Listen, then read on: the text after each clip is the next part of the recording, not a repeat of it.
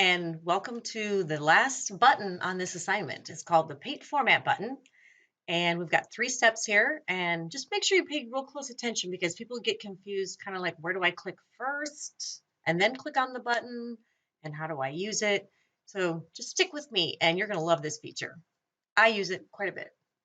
So on our assignment, we're on step 26. Key this sentence. This sentence is to be painted red with italics with the paint format feature.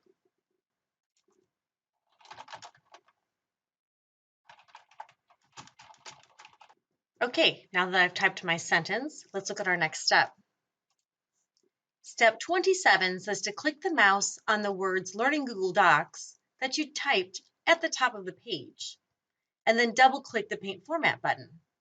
So at the top of the page, we come up and you typed Learning Google Docs. Now, if we click anywhere in that line, you can see that we go to Arial, 11, italics, and red. Instead of applying all 4 of those things to our sentence, we're just going to come up to the Paint Format button, which is up here, and that will pop up. And if we single click, we can use it once. If we double click, we can use it more than once. I'm going to go ahead and just have you double click today in case you have trouble with it. So we'll double click. And now if you look at my mouse, I have a little paint roller on it. I'm going to come down to the sentence. I'm going to click at the very left. I'm going to drag across to the right, and I'm going to let go. See how the paint format is still on my blinking cursor there. So I'm going to come up to that button, click one time to turn it off. Now, if I click just one time in the sentence, I should see Arial, 11, italics, and red.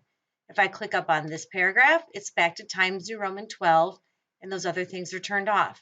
So all I copied was the formatting, not the words. If this was centered, this sentence would have also been centered.